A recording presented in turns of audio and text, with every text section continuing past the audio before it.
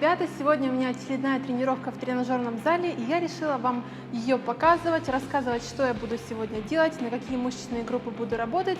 Я думаю, что это будет вам интересно, тем более я придумала очень много новых упражнений, которые, возможно, вы еще раньше не делали. Поэтому давайте начнем эту тренировочку вместе со мной. Ну что ж, сегодняшняя моя тренировка будет в стиле круговых тренировок, то есть за все мое занятие я проработаю все свое тело, начиная от ног, заканчивая руками. Мне кажется, это лучший способ тренировок после лета, так как мы ослаблены, мы уже отдохнули, и, в общем, нужно приходить в норму. Так что, конечно же, мое занятие я начинаю с разминки. Если вы не знаете, как ее делать, то проходите по этому видеоролику. В принципе, разминка у меня всегда примерно одинаковая. Конечно, если я тренируюсь в тренажерном зале, то я больше внимания уделяю различным связкам и дольше прорабатываю все свои мышцы. И начнем мы с первого упражнения. Практически каждую свою тренировку я начинаю именно с пресса и спины. Это нужно для того, чтобы ваши мышцы вашего корпуса, вашего кора укрепились для дальнейших упражнений. Иногда я меняю упражнения на пресс, иногда оставляю их одинаковыми, но я люблю новые впечатления. Если у меня, к примеру, 4 подхода на пресс, то я каждое упражнение стараюсь сделать новым. То есть не каждые 4 повтора повторять одно и то же упражнение, а новые упражнения придумывать для пресса. Начну я с классического упражнения. Это обыкновенное скручивание, но чтобы перейти ко второму подходу, я поставлю возле себя скамейку. Она потребуется немножко попозже. Итак, я ложусь на спинку, поджимая хорошо поясницу, она у меня плотно прижата к полу, руки за голову, не тянем себя за шею, просто за голову кладем ручки и поднимаемся на выдохе. Выдох, вдох, выдох, вдох. Классическое упражнение. Я сделаю 25 повторов так.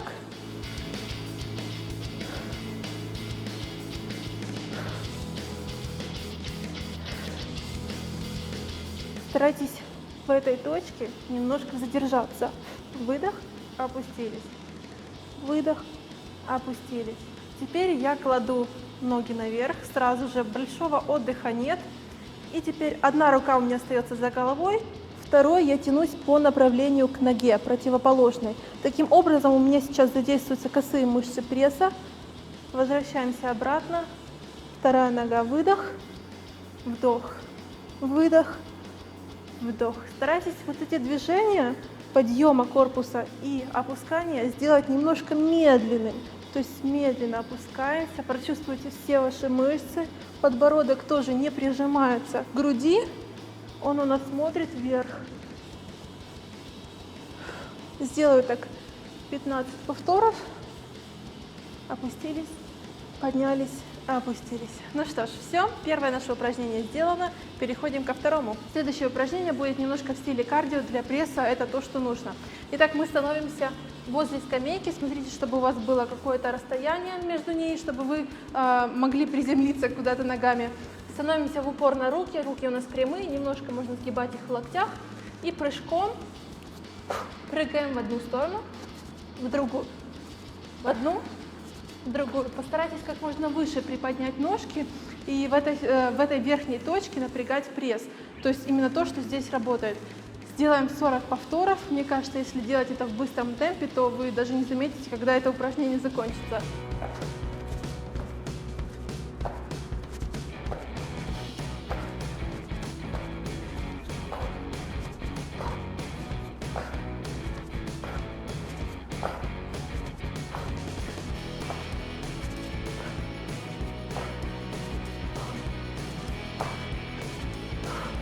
Отлично. Фух. Такое упражнение выматывает, и обычно я после него хотя бы немножко отдохну. Так, следующее, это уже третье упражнение на пресс. У нас будет для проработки нижней части пресса. Если кто еще не знал, то у нас нет такого, что пресс делится по кубикам. Верхний, средний, нижний пресс. Такого не бывает. Просто в каком-то упражнении мы больше даем немножко нагрузку на нижнюю часть мышц пресса. И мое любимое упражнение – это подъемы ног в упоре на локти. Но я немножечко люблю утяжелять тебе все упражнения, поэтому я беру ножками, хватаю фитбол. Если в вашем тренажерном зале нет фитбола, вы можете взять гантель, что будет даже еще лучше. Но в качестве такого баланса, то есть работы каких-то специфических мышц пресса, и, кстати, ноги здесь хорошо будут задействоваться, я возьму фитбол. Ваша поясница плотно прижимается к спинке, вы сразу же подкручиваете весь пресс, напрягаете его. И смотрите внимательно, у вас ни в коем случае не должны провисать ваши плечи, то есть вы не должны вот так вот горбиться. Вот, весь упор на локти, сжимаем фитбол и поднимаем прямые ножки наверх. Выдох, вдох, опустили.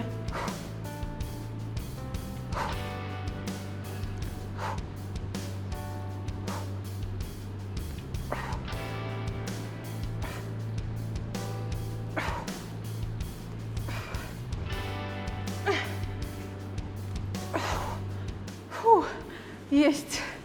Ну что, это было наше последнее упражнение на пресс. Теперь пора приступить к более серьезным упражнениям. Следующее мое упражнение будет на ноги. К сожалению, в нашем тренажерном зале нет тренажера жим платформы ногами, но я, как обычно, придумала выход из этого положения. Я буду делать это упражнение в тренажере Смита. Да, такое тоже возможно. Я опускаю как можно ниже сам гриф. Если у вас в тренажере Смита есть вот такие вот поручни, то есть чтобы гриф не падал как можно ниже, то обязательно их поставьте. Чтобы вот эти крючки не опускались и не сбивали вам все ваше упражнение, вы можете сделать несколько шагов к этому. Вы можете подцепить блин, если у них вот такие вот есть дырочки, конечно, у маленьких блинчиков, и они будут просто отодвигаться от грифа и не будут запрыгивать и таким образом забивать ваше все упражнение. Вы можете взять эластичную ленту, повязать ее и просто подтягивать на себя. В данном случае сегодня я буду использовать скакалку. Вот таким образом просто буду тянуть вот эти крючочки на себя, и они у меня будут, вот, все, они у меня уже не двигаются. Таким образом вы сделаете себе тренажер жим ногами из тренажера Смита. Сейчас я буду использовать 2 блинчика по 10 килограмм.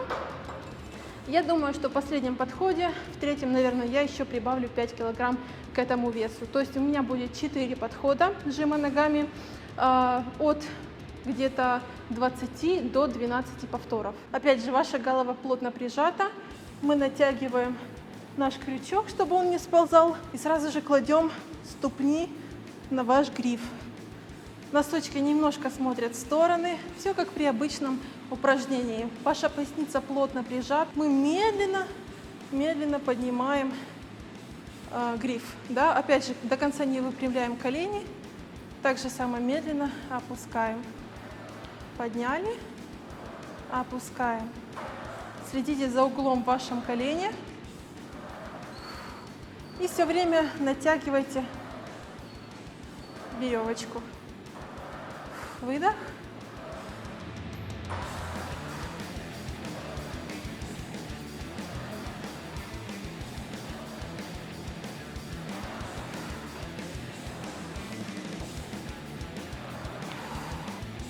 До конца не выпрямляем колени.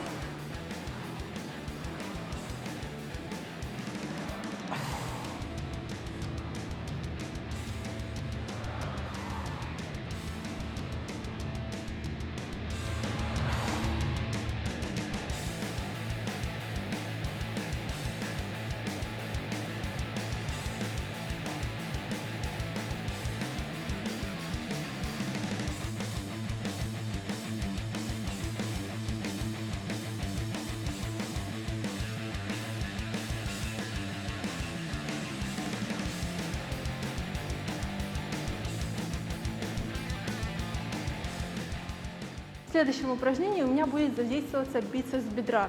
Да, я, наверное, понимаю, что вы удивились, почему я подошла к этому тренажеру, и что я вообще здесь делаю, и как здесь может работать бицепс бедра, а не спина. Я сейчас вам покажу новое и очень классное упражнение, которое мне понравилось очень, но для этого мне потребуется помощь этого героя. Да. Итак, что я делаю? Я становлюсь на эту скамейку, и посмотрите внимательно, чтобы ваши ножки, ваши ступни хорошо были прижаты вот такой вот зажималочкой, наверное, да, то есть хорошо пятки прижаты, ножки вместе плотно стоят, мы беремся за руки, немножко дальше отойди, И смотрите, здесь, в данном упражнении, вы должны очень-очень медленно делать все движения. Чем медленнее вы опуститесь и подниметесь, тем лучше будет работать бицепс бедра. В качестве моего помощника может выступать человек или палка, то есть вы можете взять гриф и опускаться вместе с грифом, или же фитбол, то есть руками кататься по фитболу и подъезжать обратно. Но мне удобнее делать это с Димой, потому что он всегда, как всегда, под рукой. Мы медленно опускаемся, как можно медленнее, то есть вы сохраняете прямую линию в спине, опустились как можно ниже, вот когда уже нет сил держаться, и поднимаетесь. То есть партнер вам немножечко помогает, потому что если бы не было партнера, вы просто завалились бы на пол, потому что не у всех мышцы бедра сильные. Опускаемся как можно медленно. Здесь очень важно держать прямую линию в спине, потому что если вы будете горбиться, у вас будет спина включаться больше, чем ваш бицепс. То есть вы должны опускаться именно бицепсом бедра, а не спиной. Медленно опустились и с выдохом поднялись. Сделаем, наверное, раз 12-15, да? Очень медленно. Хватит козельки ковырять. Фу, Зай, ну мне тебя сейчас за руки брать надо. Ай! Ну фу, ну уйди. Ты нормальный? Отстань. Вытери. Ну я не буду тебя брать за козюли. Давай. Самое главное — это чувствовать мышцы бедра. Не спину, не руки, именно бедра, за счет бедер.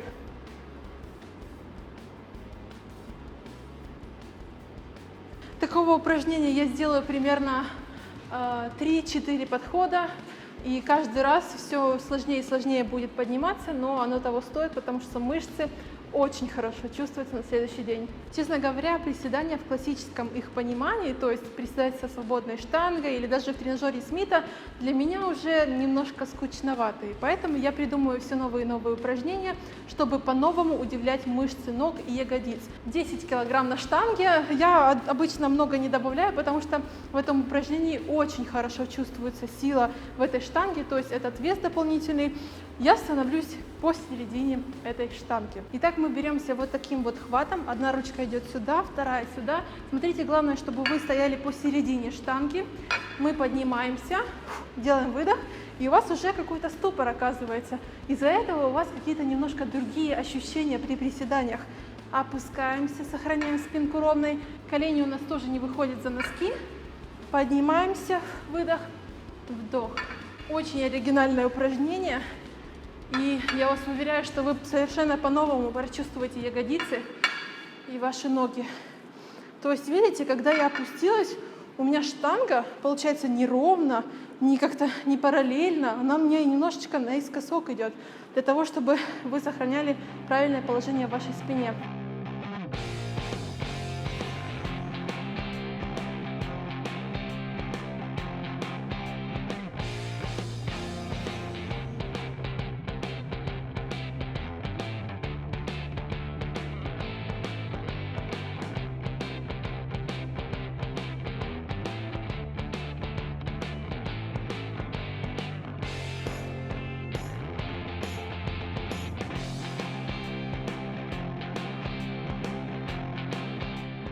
И последнее упражнение на ягодицы и бедра, такое как бы шлифовочное, добивочное, так чтобы в конце реально все болело, у меня будет с фитболом. То есть это обыкновенное упражнение, всем знакомое, подъем таза, но мы будем его выполнять с фитболом. Если у вас нет фитбола в тренажерном зале, опять же, вы можете использовать скамью и таким образом просто поднимать ягодицы. Самое главное — это задерживаться в одном положении, чтобы у вас сгорела жировая прослойка. Это самое классное ощущение, когда все печет. Итак, руки у меня ложатся на пол, мы хорошо прижимаем поясницу, опять же взгляд направлен вверх. Ничего вот такого не нужно делать, смотреть, что вы там делаете. Вы просто напрягаете мышцы своей шеи, а этого вам не нужно делать. Таз наверх, выпрямили ногу к себе, подняли корпус. Опустили, опустили, подняли, сжали ягодицы, выпрямили ноги и опять опустили. То есть все понятно, да? Я делаю обычно примерно 30 повторов, но в последнем повторении я просто поднимаю ягодицы наверх и стою в таком положении хотя бы 1 минуту, для того, чтобы действительно почувствовать вот это жжение в бедрах, в ягодицах, то, чего так нам всем не хватает.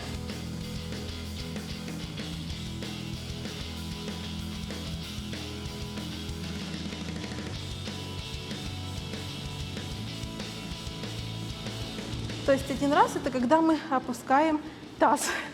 Подняли, сжали ножки. Выдох. Держим равновесие.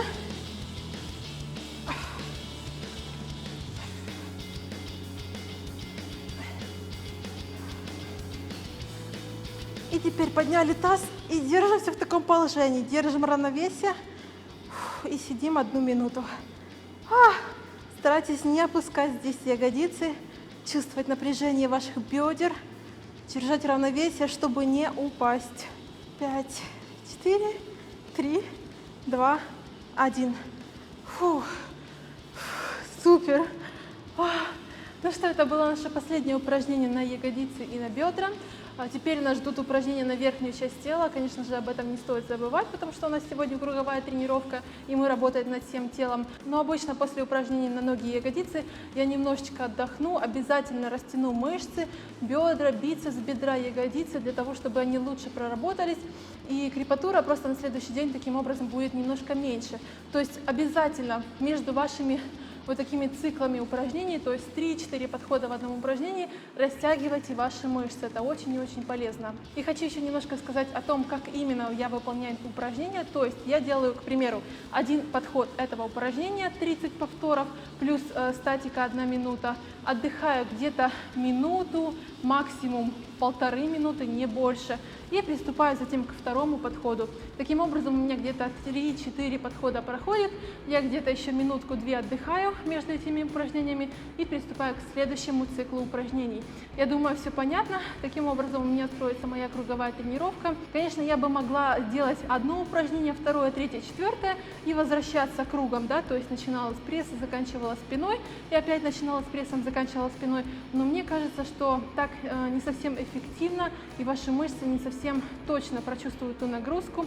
А вот когда вы делаете 3 подхода на одну мышечную группу, тогда они действительно почувствуют все напряжение и всю силу, которую вы даете на этом упражнении. Ну что, приступаем теперь к спине, рукам и груди. Ну что, сейчас мы будем работать с вами на спину в тренажере тяга верхнего блока. Но это упражнение мы будем делать, как обычно, не очень стандартно. Я убираю вот этот вот гриф, то есть широкий, и креплю сюда рукоятку канатную, для того, чтобы по-новому немножко почувствовать свои мышцы. Кстати говоря, я советую вам, если вы делаете, допустим, в одном дне руки, спину и грудь, то лучше всего начинать именно со спины. Потому что если вы до этого убьете свои руки упражнениями на руки или на грудь, то дальнейшее, последнее упражнение на спину будет даваться вам очень тяжело. Вряд ли вы будете выполнять его с правильной техникой. Поэтому лучше всего сделать крупные мышечные группы, такие как спина, а потом уже переходить к более мелким. Ну что, давайте приступим. Я не буду садиться на скамью, как это обычно делается. Я буду упираться на нее ногой. Таким образом, я буду сейчас отводить свои локти назад, делать выдох и сжимать мышцы своей спины. Опять же, подводим руки назад к себе, выставляем грудь навстречу. Вдох, мощный выдох. Медленно опускаем рукоятку и резко подводим к себе. Спина у нас, конечно же, ровная. К себе, обратно. Не нужно ставить слишком большой вес в тренажере блочном. Мне достаточно всего 15 килограмм. Главное, что я чувствую свои мышцы. И никогда не спешите, когда вы выполняете какое-то упражнение, не нужно спешить, иначе вы просто сделаете все впустую, просто потратите свое время, лишь бы доделать поскорее это упражнение. Чувствуйте свои мышцы. Это закон всех тренировок. Ну что, я сделаю 3 подхода по 15 повторений. Поехали!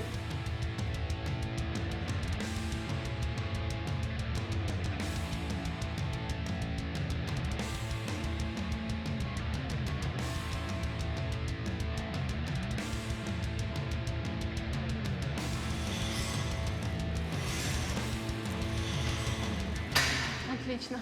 Самое главное, что я хочу вам такой небольшой советик дать по поводу вот этих упражнений, различных тяг, когда вы работаете на свою спину. Представьте, что между вашими лопатками орех. Просто орех зажали, и вы таким образом как будто хотите его расщелкнуть. То есть локти отводите назад, резко, да, вы его щелкаете, потом медленно отпускаете, щелкаете, медленно опускаете. Вот таким образом легче всего запомнить технику выполнения упражнения, и тогда вы действительно будете чувствовать свою спину. Сделаю еще 2 повтора, где-то еще на 5 добавлю дополнительный вес. Следующее мое упражнение будет на руки после спины, потому что все-таки грудь, мне кажется, лучше ставить на конец тренировки, так чтобы до конца ее доработать, чтобы не отвлекали какие-то боли в других мышцах. В общем, сейчас мы поработаем с вами на руки. И в этом одном упражнении я постараюсь задействовать все мышечные группы рук, то есть различные пучки дельт, трицепс, в общем, все, что нужно нам в одном упражнении. В общем, оригинальное упражнение. Итак, я ставлю себе скамью. Честно говоря, у меня здесь примерно 60 градусов, я точно не уверена, но где-то средний такой угол. И, кстати говоря, небольшой такой советик, если вы занимаетесь на горизонтальной скамье, то есть не делаете для нее угол, то в вашем упражнении больше будут задействоваться широчайшие мышцы спины. То есть руки ваши тоже будут работать, но не так сильно, как ваша спина. А если мы делаем угол, то, конечно же, больше в работу включаются ваши руки. Если мы вообще стоим горизонтально и не нужна нам скамья, то тогда ваши руки, то есть ваши дельты будут еще больше включаться в работу. Поэтому я сделаю средний вариант, такой как бы все в одном, поэтому у меня будет угол в моей скамье. Я беру 2 гантельки, у меня здесь по 2 килограмма, слишком большой дополнительный вес я не буду брать и не буду его дальше увеличивать в подходах, потому что руки у меня и так развиты, и я не хочу как-то больше их развивать. У меня, в принципе, с этим все нормально, я просто поддерживаю форму. Итак, я ложусь на скамейку. Ножки у меня упираются в пол, ваш взгляд направлен вперед, то есть не закидываем голову сюда. Вот, просто расслабьте шею, и ваши руки работают. Что мы будем делать дальше? Руки мы таким образом поворачиваем, то есть ваши кисти смотрят вниз. Выводим руки до параллели с полом, делаем круг, возвращаем к себе. Ручки оказываются здесь, сгибаем их в локтях, распрямляем. Выставили вперед, опять наверх, круг, сгибаем, работает трицепс, опускаем, опять к себе, трицепс, кружок, трицепс, опустили. Я думаю, все понятно. Что же работает в этом упражнении? Работает, да, в принципе, наверное, все руки, все ваши дельты, ваши трицепсы. Очень хорошее упражнение, и если у вас уже есть какой-то опыт в упражнениях на руки, то есть ваши руки более-менее развиты, то это упражнение дастся вам, в принципе, легко. Поэтому я сделаю где-то 15-20 повторов, опять же 3 подходика.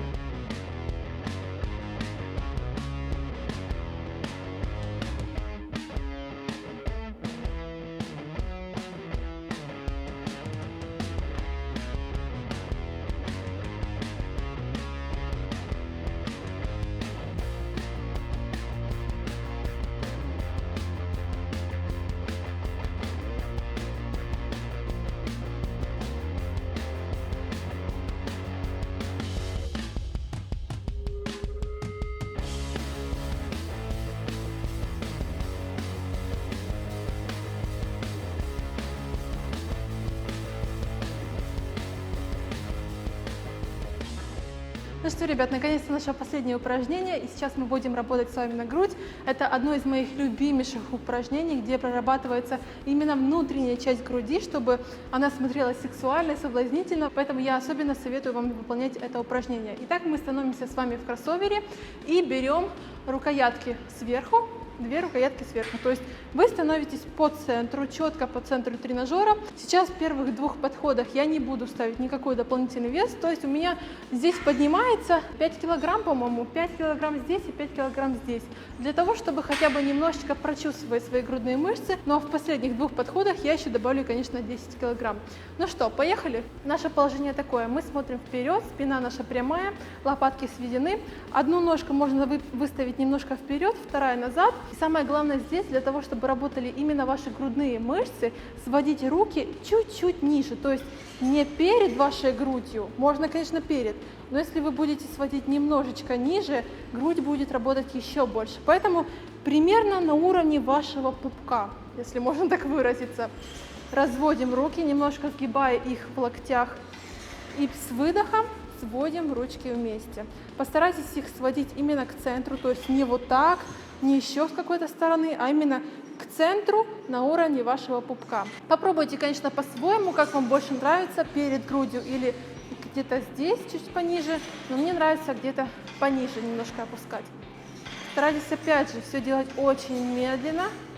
Сводим руки и медленно разводим. Повыше поднимаем и в одну точку.